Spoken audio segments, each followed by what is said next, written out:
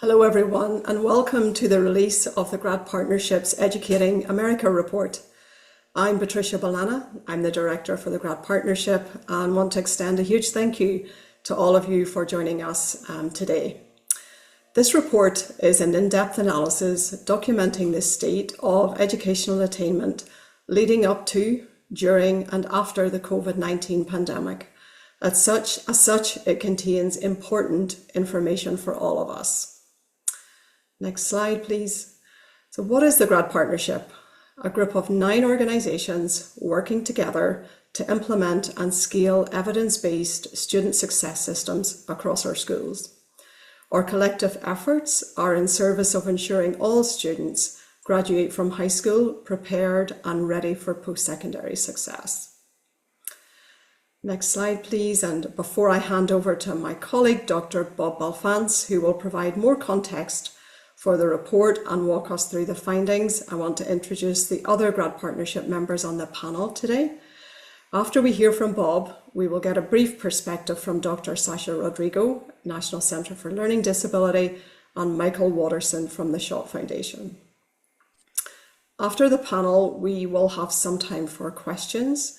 So please drop your questions, your observations, your comments, your thoughts into the chat as we move through the presentation. Given the numbers on our call today, I suspect we may not get to all of your questions, but we will do our best to get as many as possible. And you can, of course, follow up with us afterwards. More information on where to find us will be available at the end of this webinar. So thank you again for taking the time from your day to join this really important conversation. And I'll hand it over to Bob. Thank you, Patricia. Welcome, everybody. I'm Bob Balfance from the Everyone Graduate Center and the GRAD Partnership, and I'm here to share with you today just a few of the findings and insights from our Educating America report, which is really sort of the first annual report from the GRAD Partnership on high school and post-secondary and educational attainments more broadly in our nation.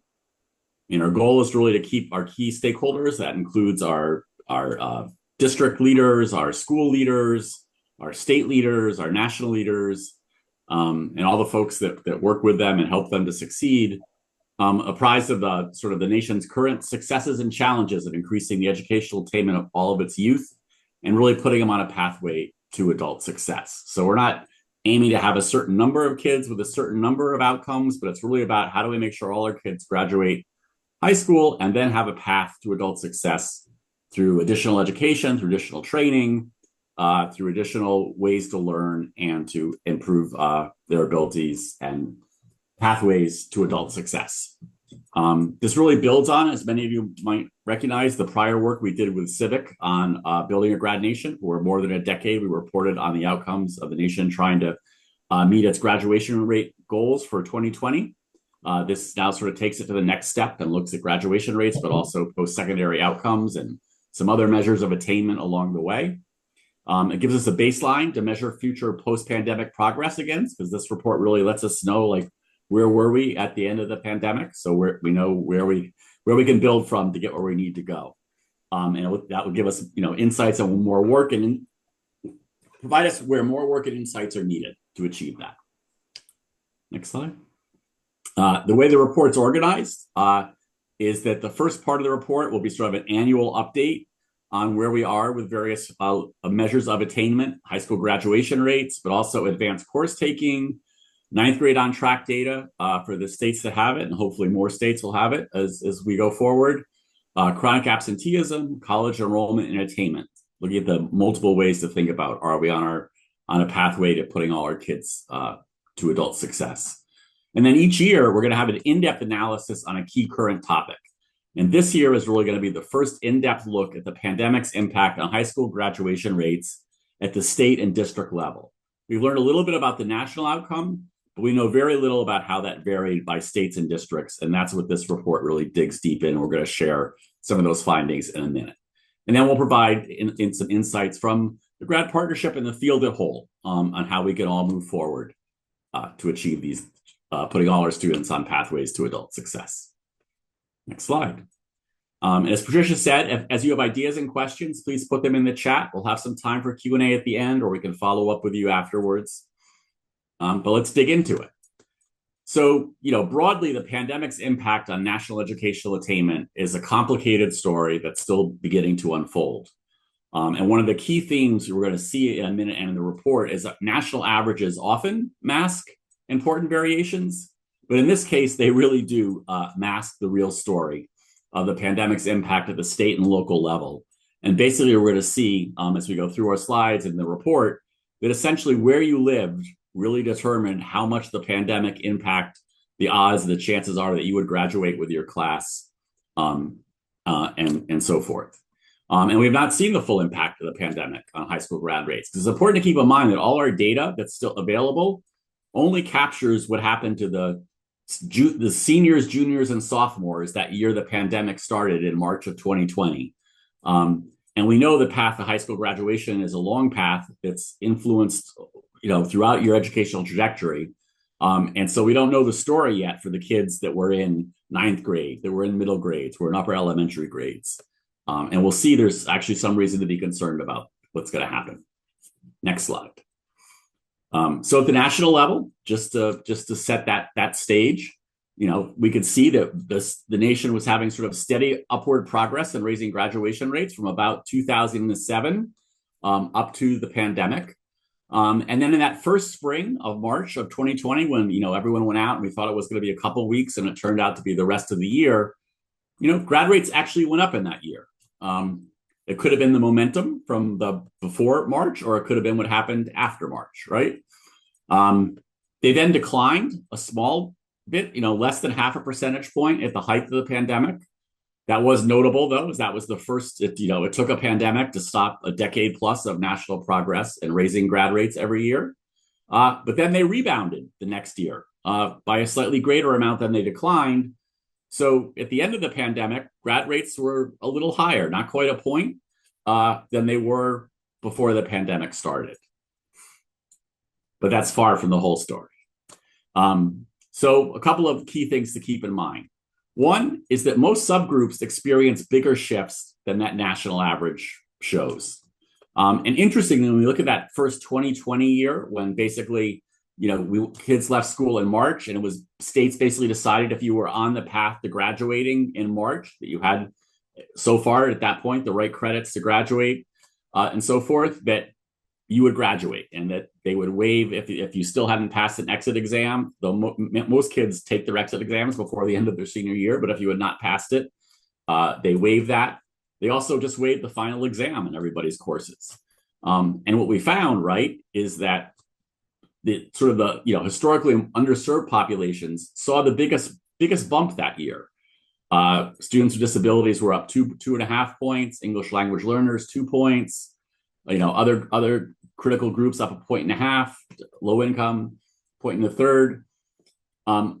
All double the national average, right? So one thing that tells us, I think, is that sort of a great national experiment, right? Not planned, not desired, never to be repeated. But if you just stop the measurement in March and award diplomas based on that, what impact does that have? I think it's telling us that we need to pay more attention to all students, and including our historically underserved populations, in those last 3 months of school when they're seniors. This is telling us that maybe there's a significant number of them that make it all the way to March and sort of stumble in those last 3 months. And that's often a time when schools are moving on to planning graduation, not so much keeping their eye on our kids on track to graduation, right? It's just a natural thing to do. You sort of feel by March it's done.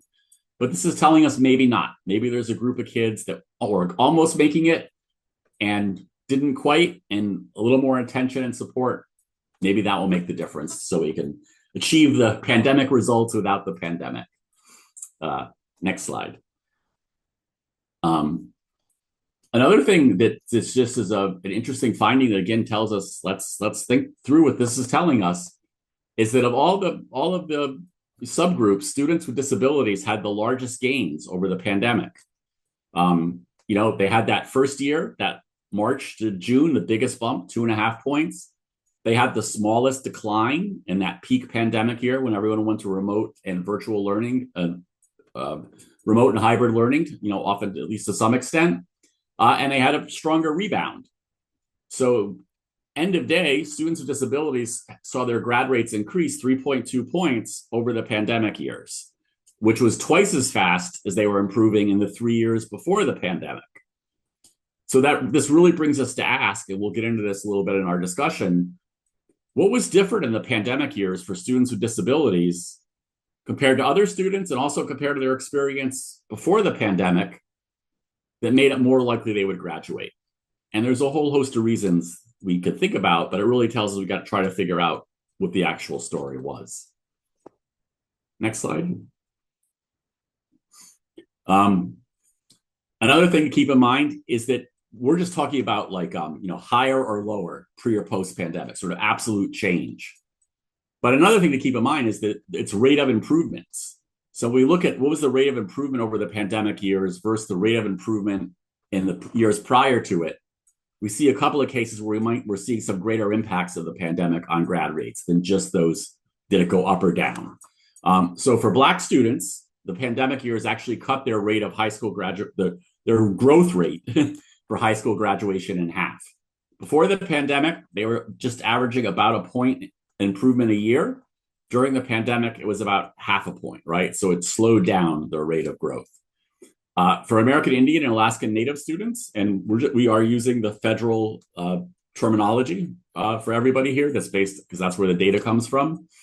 The improvement trend was reversed. Before the pandemic, they also were gaining about a point a year. During the pandemic, they actually lost ground, right? They actually had lower rates before than after, right? So not only did the growth rates slow, they reversed. All right, next slide. All right, that's the national pattern. But the thing where we really start to see the variation is when we get down to the state and ultimately the local level. So most states didn't follow that national pattern we showed, right? And this is sort of hard to get a read because that national pattern is an average of all states. But that national pattern of, a little up, a little down, a little more up, ending marginally higher than we started, was not the normative pattern for most states. There was actually 4 different patterns. Some states were improving before the pandemic and then actually declined during the pandemic years. Some states were improved before the pandemic and during the pandemic. Some states, were not improving before the pandemic and improved during the pandemic. But end of day, about 26 states, so one more than half, right, had lower grad rates in 2022 than 2019. So different than the national, their rates actually went down. And when we look deeper at, what really drove that rebound, they went down for the first time in 2021, the big pandemic year, and 21, 22, that's sort of that first, often very chaotic year back. They went up nationally, but it turns out that much of that national improvement in that year from the height of the pandemic to that first year when folks were more back in school face-to-face on a regular basis was largely driven by California and New York and a few other states. And you can see there's maybe some reasons for that, right? New York waived its graduation exams, and it's a big state where and California, interestingly, right, many states have a set of state graduation requirements and then allow local districts to add on top of them and add their additional requirements above the state requirements. California actually said during the pandemic, local districts should just use the state requirements and not their additional requirements. So one can see that could be a reason why they sort of drove the rebound, right? Because in a number of their places, those additional district requirements, and it's a good thing to examine what was their value, plus and minus, because it did lead to an increase in grad rates, which sort of drove a lot of that national improvement that year, even though more states were actually lower than higher. We can figure that out. All right, next slide. When we get to the district level, we start seeing very big differences. What this graph is trying to show is that by each state, it's the percent of their districts that had substantial gains or moderate gains, or stable, moderate losses, or substantial losses. The quick visual is if you're in the yellow categories, yellow, darker yellow, that's gains. If you're in the blue, lighter and darker blue, that's losses. And each bar is all the districts in a state. And you can see some states lean more towards most of their districts or more of their districts having gains. Some lean towards more of their districts having losses. A lot of districts, some states, it was a pretty even mix between all four categories. But when we look at the ends of this, right, we see that there were about 9% of districts that had pretty big graduation rate losses, 6 or more percentage points, and an equal number that had pretty big gains, 6 or more percentage points. And now we're talking like big changes. When we're talking about half a point, it's like, that's not a lot one way or another. It seems like, limited overall impact. But when we're talking about a district seeing its graduation rate go down 6 points from 2019 to 2022 or more, or go up by that amount, those are big differences. So that's where we can see the most sort of largest impacts of the pandemic. But, there was another good group of even many more districts that had, modest losses or modest gains. Right. Next slide. So the next thing we looked at in the report was what might be driving some of this variation, right? What could be doing that? And we were limited to things that we could find data on for all states in a uniform way for a statistical analysis. So we couldn't capture by far all the things that mattered, just those that we had good measures on. But when you think about what are some of the things in the pandemic that might drive high school grad rates down, right? Well, there's the direct impact of the pandemics on student and family health and income, right? If you yourself got sick, 200,000 kids tragically lost a parent. If you lost a key family member to COVID, if your parents lost their jobs, that all could have negative impacts on your ability to graduate as a junior or a senior because you may be taking on greater family responsibilities, right? We know in some cases where Wi-Fi was limited or, there was multiple kids in a household, that very often the high school kids would let their elementary siblings use it and they might help them out as opposed to they themselves using it. Chronic absenteeism, we know, doubled or more. That can make it harder to pass your classes and earn your credits. And how much schools were able to react to this varied by place, right? And were they able to give sufficient supports for those challenges or not? Some yes, some no, some maybe, right? It's going to vary. What might be drive up grad rates? Well, waiving requirements that made it more challenging to graduate, right? So waiving state exit exams, or this thing of or places where local districts had additional graduation requirements on top of state requirements and falling back to the state requirements. And also schools making extraordinary efforts or extra efforts to help students graduate during this year. We know of many, many examples of schools where they really made a focused effort to make sure we don't lose our seniors, so we make sure we don't lose our juniors, and engage in much more detailed tracking and communication with their students than they normally would, right? So we can't assume that every positive impact, every increase of grad rates during the pandemic was simply because it was made easier to graduate. That is part of the story, and we'll see that. But we have to recognize that there was also in a number of places more extraordinary efforts were made. And maybe, again, that's a learning that with those additional efforts, significant gains perhaps were being achieved.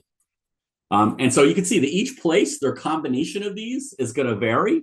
And that's why we're going to get this greater variability the closest we get to the individual school level.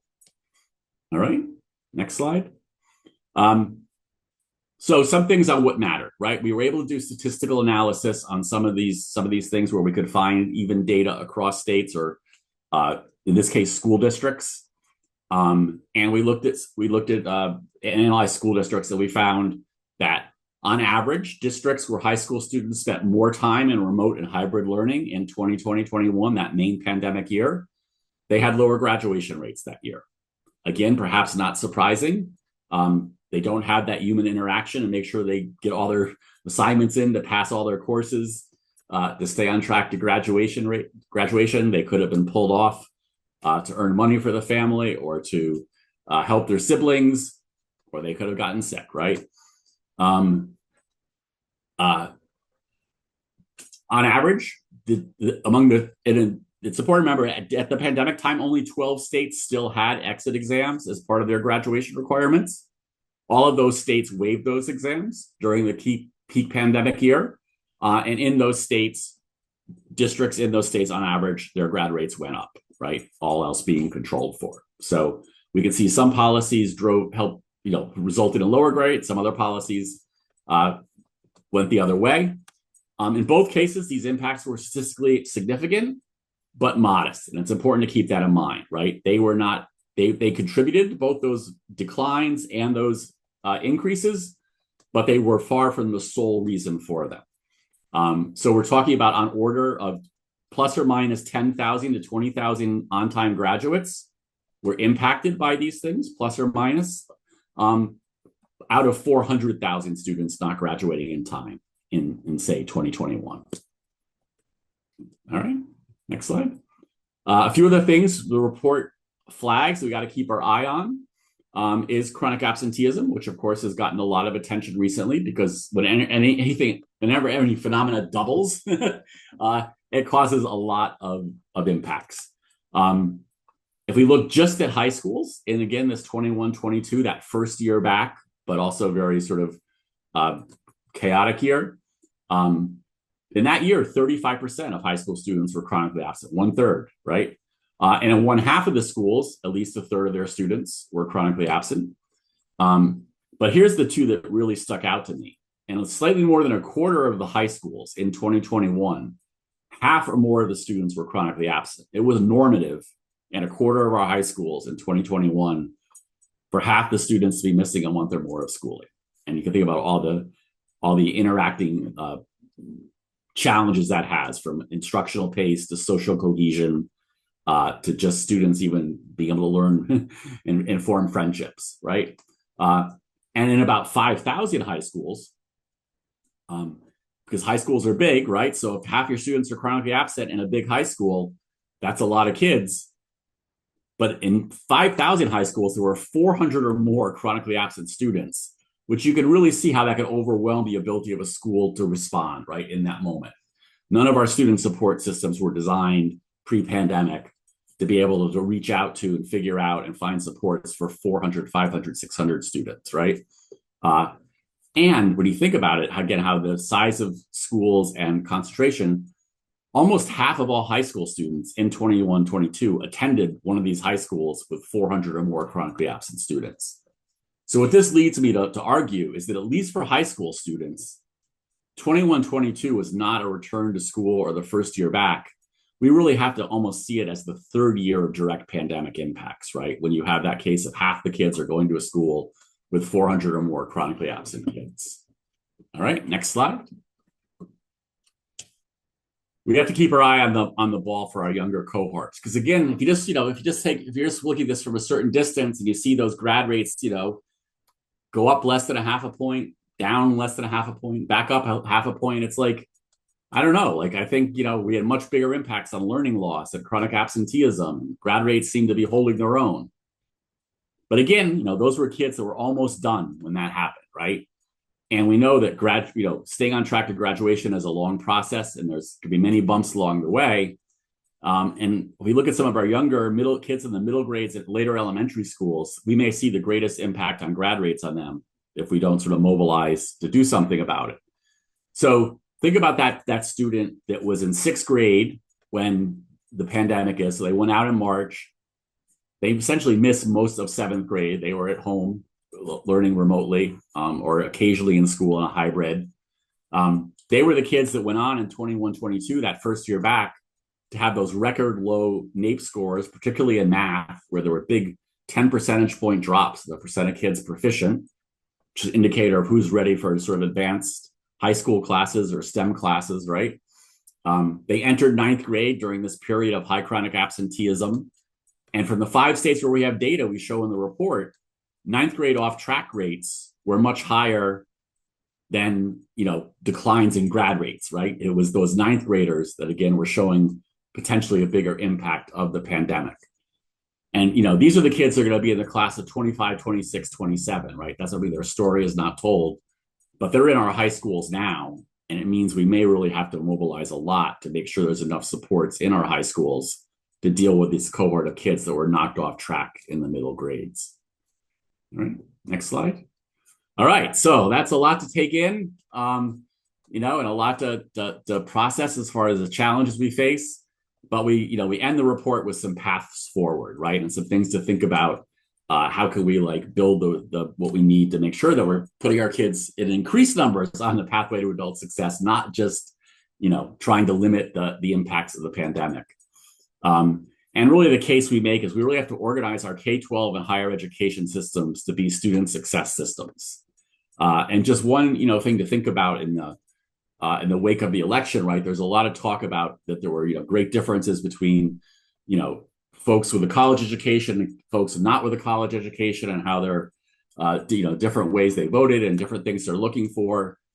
But the truth is for at least for the generations 40 younger than 40, it's not this dichotomy between I got a college degree and I went to work after high school. The majority of folks in that I did not earn a college degree bucket actually tried to earn a college degree at one point, right? 80% of the cohort of our younger cohorts touch institutions of higher education at some point in their life. And that's really telling us we have not built the student success systems that find ways for folks to succeed at that broad scale, right? And that's a sign that we need to figure out how to do that. So part of this is getting more actionable data, and also channeling human insight to get the right supports and experience to the students at the right time. Much more tighter, some of that things that happened in the pandemic, that very close monitoring needs to become more normative. We're going to need additional people power to give the supports needed at the scale required. When you have those 400 chronically absent students, the school staff alone is not going to be able to get to them. They're going to need partners from the community. We need to bring everyone together, everyone with a stake, to really try to create these pathways from K-12 into higher education or training or apprenticeships, to prepare kids for family supporting wages. For that to happen, our secondary schools and colleges are going to have to redesign. And as we do that, we really have to keep in mind that these efforts need to be human-centered. Again, we're really seeing that from what we're hearing from our youth coming out of the pandemic, right? It's not just about access. It's not just about providing the opportunity if you could figure out how to find it and seize it. It's really being human-centered in our ability to create these student success systems, and really paying attention to things like agency, belonging, and connectedness, right? Sort of those ABCs of being a human-centered approach. All right. This is just a nice graphic to say that it also, sort of a key finding when we think about that variety and variation we see at the state and district level. This is not so much about one national plan to increase high school graduation rates and post-secondary success rates. It's really about, finding some good evidence-based strategies that work, but then customizing them and localizing them using, and being, relationships and data to sort of make them fit the needs of each community, right? As opposed to saying we have one solution that fits all. And just to conclude this thing, is that you could get the report at our website and the link here.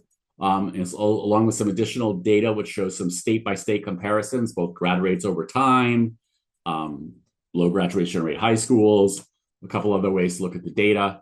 On the GRAD Partnership website, there's also some really good tools to figure out how to build these student success systems, and also address things like chronic absenteeism.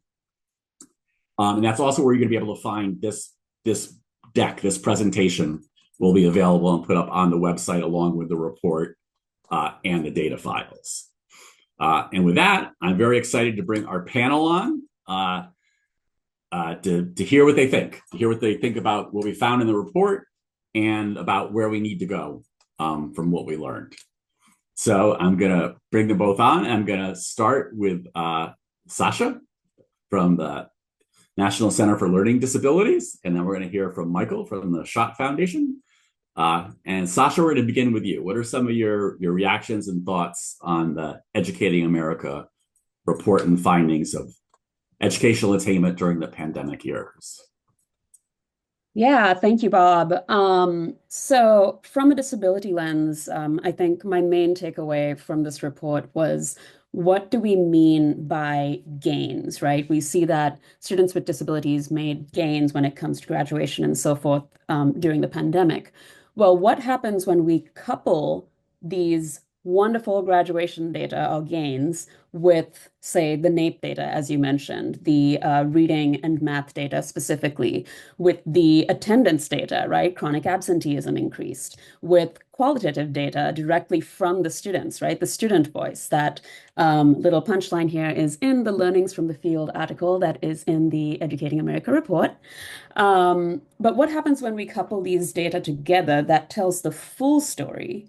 Well, it's not just about targeting graduation rates, right? It's about making sure that our students leave high school with the necessary knowledge and skills to succeed in the real world, right? Student readiness. And that includes academic knowledge and skills, right? The NAEP data. It includes daily living skills. It includes things like self-advocacy skills, self-improvement skills, empowerment. And so we need to look at the larger ABCs, right? The attendance, behavior, course grades, alongside the smaller ABCs, the agency, belonging, connectedness piece. And so I think that was my biggest takeaway here is what do we mean by gains, and are those in fact gains? Yeah. And the other thing I think we should say is that they had the largest gains, but going into the pandemic, they were the subgroup with the lowest graduation rates to start. So even though we have to figure out why did they go up when others didn't, we still have to recognize that even with that, for whatever its causes, there's still far, far too many students with disabilities who are not graduating on time.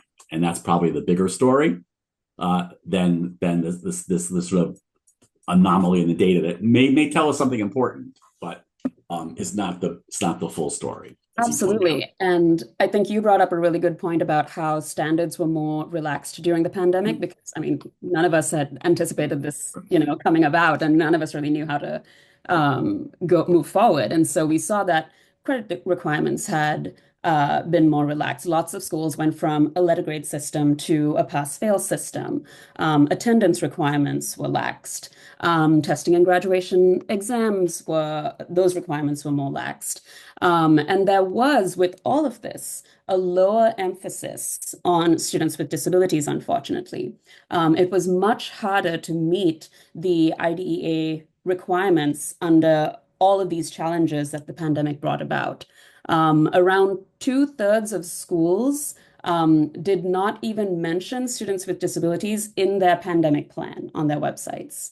And so, we're seeing how schools faced a lot of difficulty meeting the needs of those with IEPs and 504s. One thing we found in our GRAD Partnership NCLD study in our interviews with our young adults is that many of our young adults, when they were in high school during the pandemic, were not given access to the services and interventions that they needed to succeed. And these are legally mandated. And so I think this paints a much bigger picture of the graduation gains that we're seeing, right? Are they actually ready by the time they graduate, or are we just pushing them out because we truthfully didn't know how to meet their needs during the pandemic? Thank you.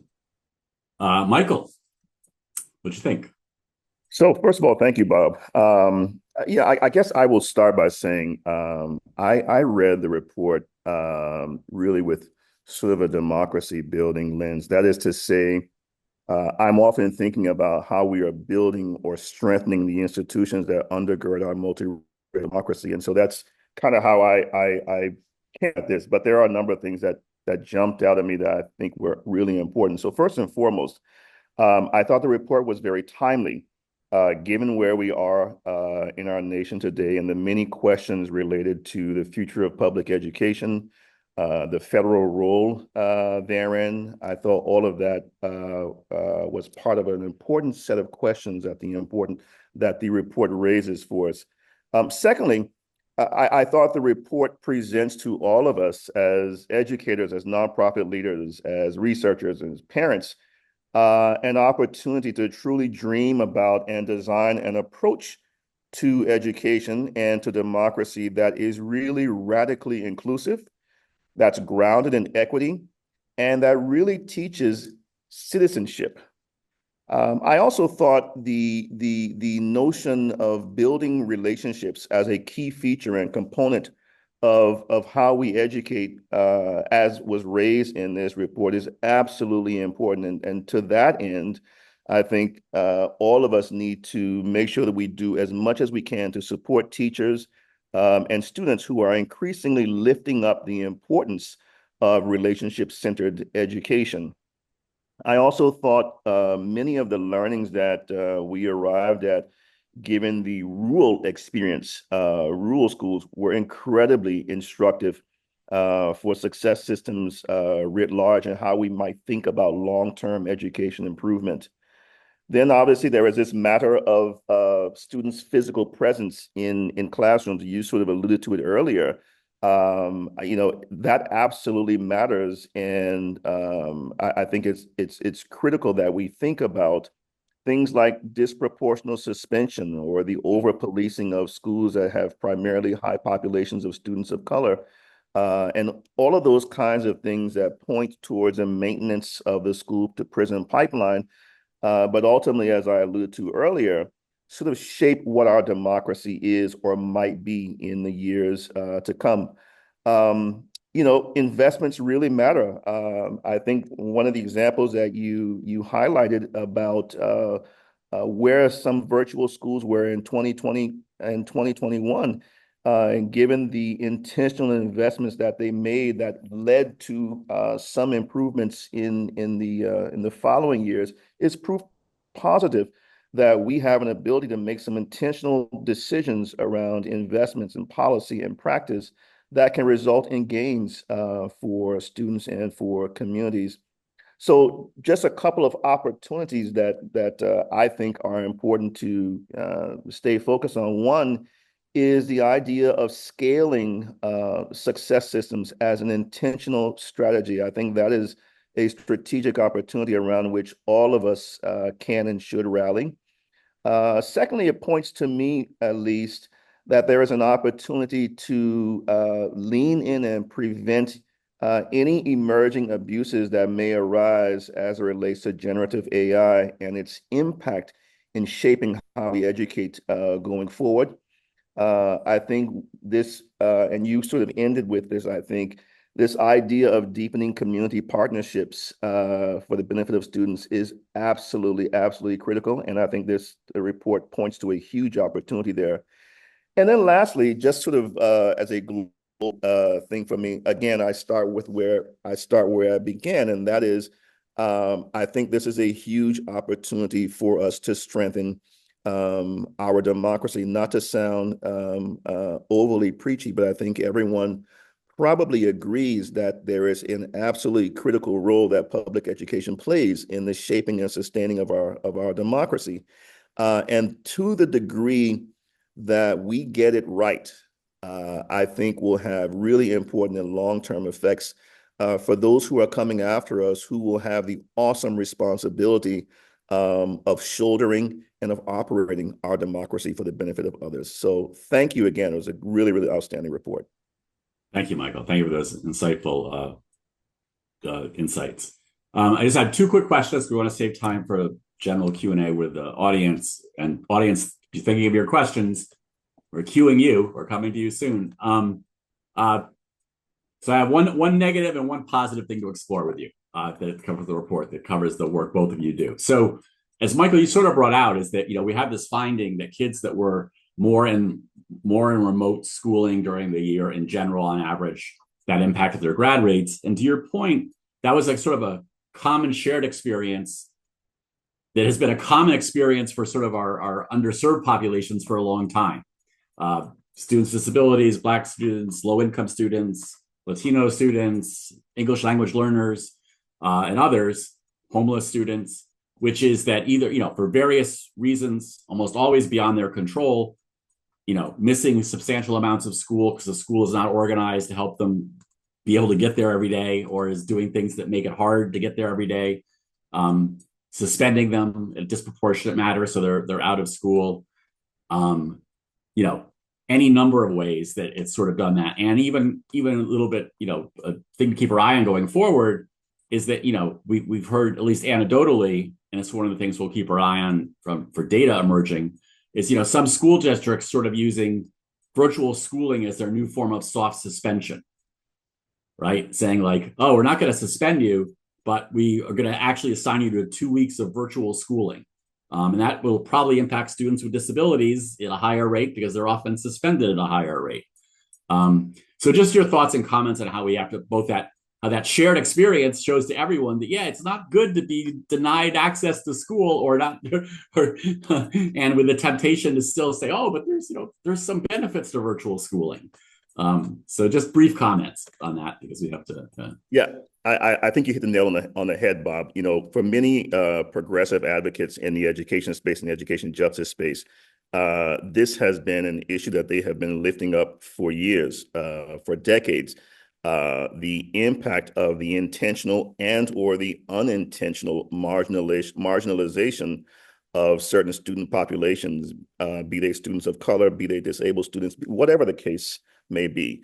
The fundamental sort of bottom line is that if, as a matter of practice, we find that we are excluding certain students, we shouldn't expect to see anything in terms of remarkable performance on the sort of back end of things. We have to pay attention to the inputs that we are having students confronted with, as well as the outputs. But the outputs are definitely a consequence of what the input structure looks like. So I particularly love the fact that this report highlights of that reality. And again, it's an opportunity for all of us to start thinking very critically about how we reimagine what the school experience looks like and feels like from an input standpoint for various student populations. Yeah, I really like this emphasis on community engagement because if we go back to the high school completion study that we're doing, when we surveyed and interviewed all of these young adults who either considered dropping out of school or did in fact drop out of school before completion, hardly any of them mentioned community supports. And I wonder how much of that has to do with the fact that either those community supports aren't coming into the schools, or there's some type of disconnect there that we need to explore. In addition to that, one other thing that they mentioned was the importance of peer relationships. So many of the young adults that we interviewed mentioned that their peers provided help and support that their teachers oftentimes could not, or that their parents oftentimes could not. The latter part was most common among those young adults whose parents had not graduated high school. And so they found a lot of community and connectedness among their peers. And what almost all of them said was that that connectedness piece was lost during the pandemic and often led them to either consider dropping out or dropping out of high school. So I think when we go back to this remote learning as a form of suspension, that's something that we really need to think about, in addition to whether or not we can provide them with the legally mandated special education services and supports. Absolutely.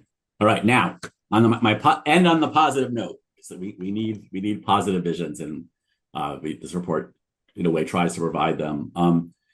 This idea of student success, and this notion that the pandemic really showed us that in some ways all students are vulnerable at different times, in different places, in different ways, from learning loss to mental health challenges to consistent attendance at school.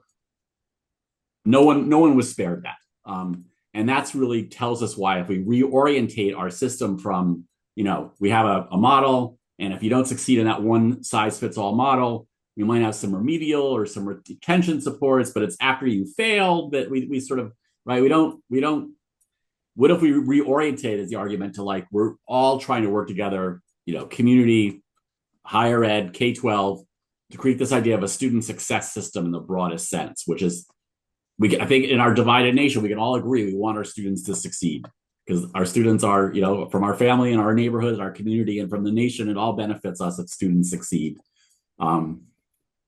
And just so your thoughts on, the power eventually of trying to reorientate ourselves from this idea of sort of tracking and sorting and like naming and blaming to like, let's just like come together to support the success of all students, and that we actually have some know-how to do that now. It's like, there is some core strategies we can employ that we sort of talk about in the report, how we could all come together at a very local level, because that's where it is, and to be supported state and nationally to, ensure the success of our students.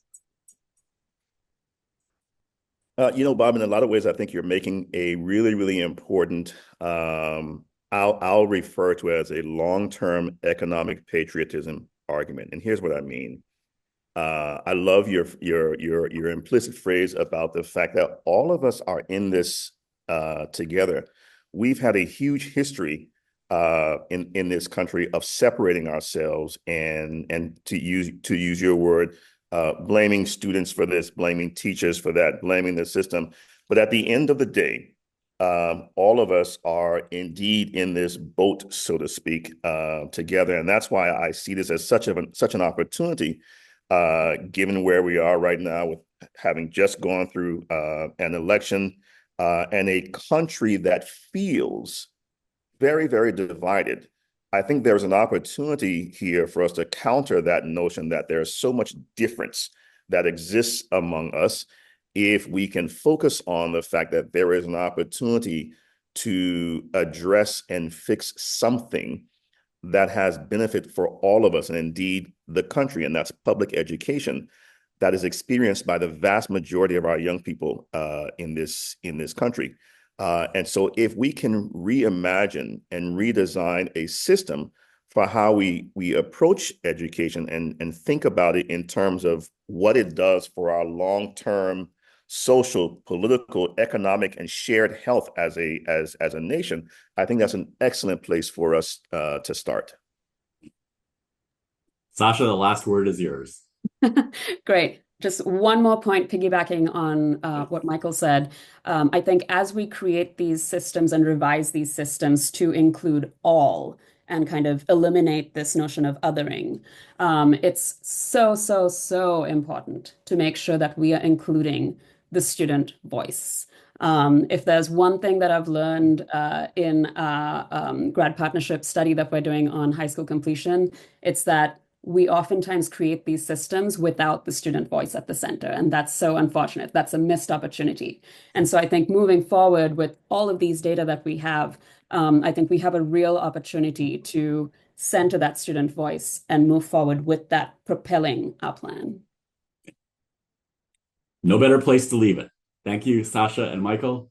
And Patricia, it's back to you, and to see if there's any Q&A from our audience. Yeah, we have, excuse me, a couple of questions. So the first one, what are some meaningful ways in which after-school programs, such as the Boys and Girls Clubs, can partner with schools and help support students? Yeah. So that's essential. That's really about this idea that schools don't have the staffing to do it alone, to provide all the people-powered relationships and supports and mentoring and tutoring and post-secondary guidance, and forming partnerships with local schools and schools working to make it that more easily to be done, and partners working hard to make sure they know what schools need and make it as easy on them to partner as possible, is really critical in this work, because we know that kids often come to school for relationships and for meaningful activities. And a lot of that happens in this after school, out of school space. But it's important to connect it back to school, to use it as motivation for kids to be in school, to also partake in those out of school and after school times. Great. Thank you, Bob. So the next question then, given the still huge number of opportunity youth and youth adults nationwide, lacking high school diplomas, are not on track for post-secondary credentials, any comments about the role of re-engagement centres and programmes to fill gaps or provide return runs to educational accomplishments? Yeah, I mean, that's all got to be a key part of this broader student success system we're talking about, which is more supports to get kids to succeed in school, but no prevention, no problem solving is perfect, right? There's still going to be stuff happens, and there needs to be, second chances or return, and really creating those pipelines back to post-secondary are important. And where it's really important is, I think a lot of the stress and frustration we're seeing in the country is because kids, get to the end of high school and they may say to themselves, I didn't really enjoy school. I got through it. I endured it. I just can't wait to get to work. Like I want to embrace adulthood and work. And the youth labor market is a tricky, treacherous place. Right. And I often quickly find a couple of years in that they are not making a living wage, let alone a family supporting wage. And they sort of say, I think I got to go back to school. And this is doubly true for kids that don't graduate, the out of school youth, which, the youth opportunity youth we're talking about. But it's both groups together we need to solve, right? And then they go back often to, schools that weren't designed to provide tons of supports to those students. And they've been out of school for a while. They didn't enjoy school the first time. They're not set up to succeed at all. They're set up to have frustration, to struggle, to spend more money, to take out loans and not get a degree, and very frustrated about their time in the education system. So the more we can create these strong pathways, both directly from high school to post-secondary success, but also for the kids that take detours, either by not graduating high school or by graduating high school and saying, I'm done with school forever, and then recognizing that that won't work and they have to find their way back on their own. I think both those things are essential to that broader student success system. That's really helpful, Bob. And there's another question. Does the report include information on rural versus urban student success? And I know we have a learning from the field section in our report, which does share some key perspective in terms of how we think about rurals. But anything else you want to add to that? Yeah, so the report per se doesn't break down rural by urban, just because that's not actually a federal category. One could argue maybe it should be by place. There are ways you can get it from the data and some of the data tables themselves, both by states, but also by the pattern of districts in those states. And, if folks want to follow up about particular places, we're happy to talk to them about that. But we didn't do beyond that very important learnings from the fields from our rural school collaborative partners, which really talks about this work in rural schools. We didn't break out the analysis of outcomes by urban and rural. Yeah, thank you. And we do have another question, and Michael, thank you for answering that in a very articulate way. So the question was, just given that we don't have any more, how do we address this while also creating conditions for a more sustainable profession?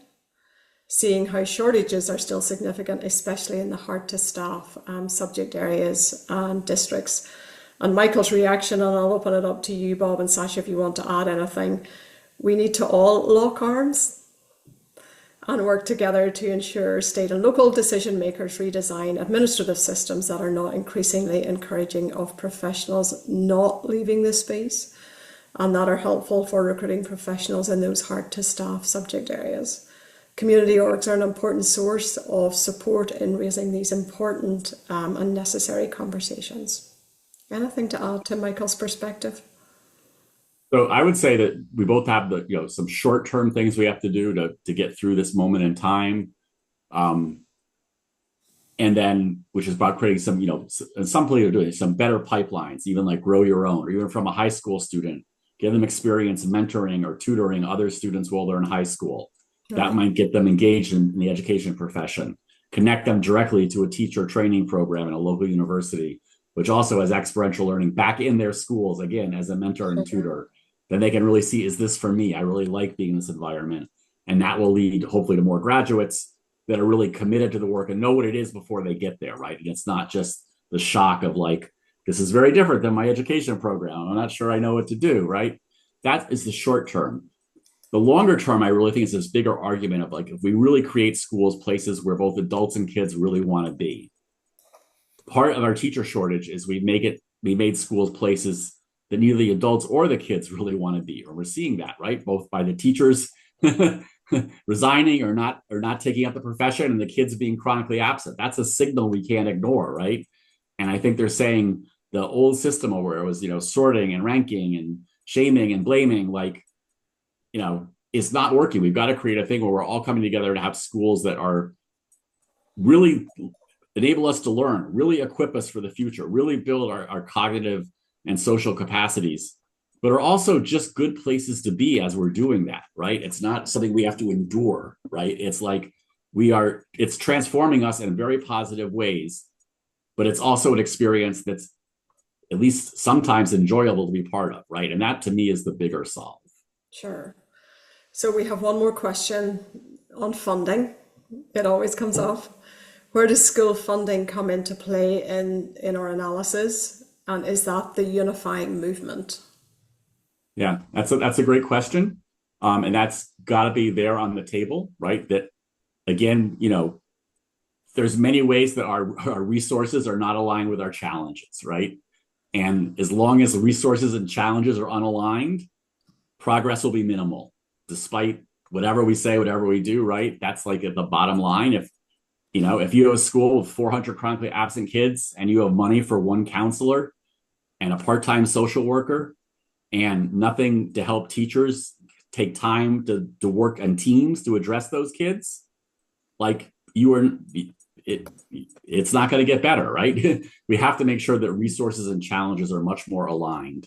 And that ultimately is going to be about some shifts in funding. It's going to be behind that. But I almost feel like instead of leading with how do we figure out what fair funding is? It's like, how do we maybe make sure that we're aligning funding to challenges at some level, right? Sure. We have one more question that I think we can squeeze in before we begin to close out. Can you think of any examples in the public and or private school systems that supports our vision for student success? There are a lot of examples, and that's what really gives me hope. I'm going to let Michael and Sasha give us one or two here too. But on our GRAD Partnership website, we have a number of spotlight schools, they're called. They're from all over the country, rural, urban, suburban, big, small, all coming up with very localized, powerful solutions on some general good evidence-based practices guiding them. But even more beyond that, as I'm out and about and talking to a lot of schools and a lot of systems, and I've been doing this for 30 years, I mean, one thing I've seen is there is much more local innovation, much more local brilliance, if you will. Not that there was always there, but it's been more enabled now just by the spread of information and the access people have to much more information.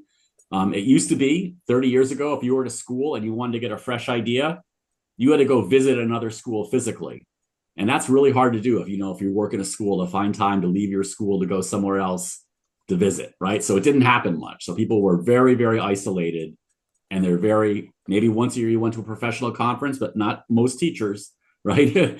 And now, with all its complexities and all its challenges, the spread of information and the access to information, it's much more easier for schools to get much more rapid access to a diversity of ideas and strategies and build upon them. So I would say there's many examples out there. I'm going to let Michael and Sasha close us out with their thoughts on that. So one example really comes to mind for me quickly. I used to live in Hartford, Connecticut, I lived near Hartford, Connecticut. And I recall, particularly during the pandemic, the Hartford Public Schools did an excellent job of sort of emphasizing and operationalizing the ABCs that Sasha referred to earlier as a part of their community schools work. We don't have time to sort of go into the community schools conceptual discussion, but that does come to me as an example of a great effort that a public school district was doing in that space. But I would encourage folks to pay attention to the community schools model.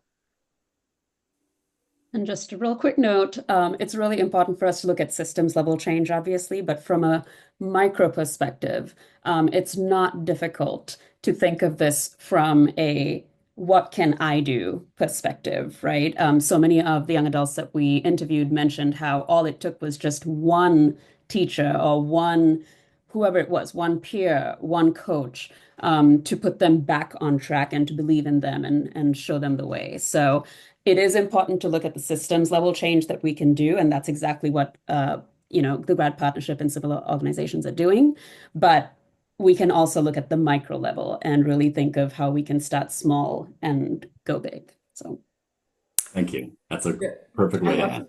I have 30 seconds just to share one comment from one of our participants. It's just a comment.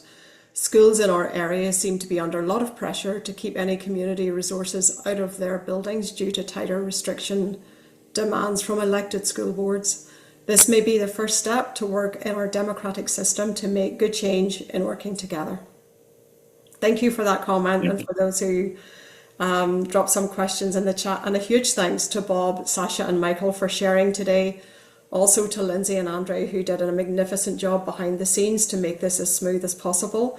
Please stay in touch with us. There's a link in the chat for the report and also on our website. And thank you all very much for joining us today. An important conversation that we need to continue. Thank you, everybody.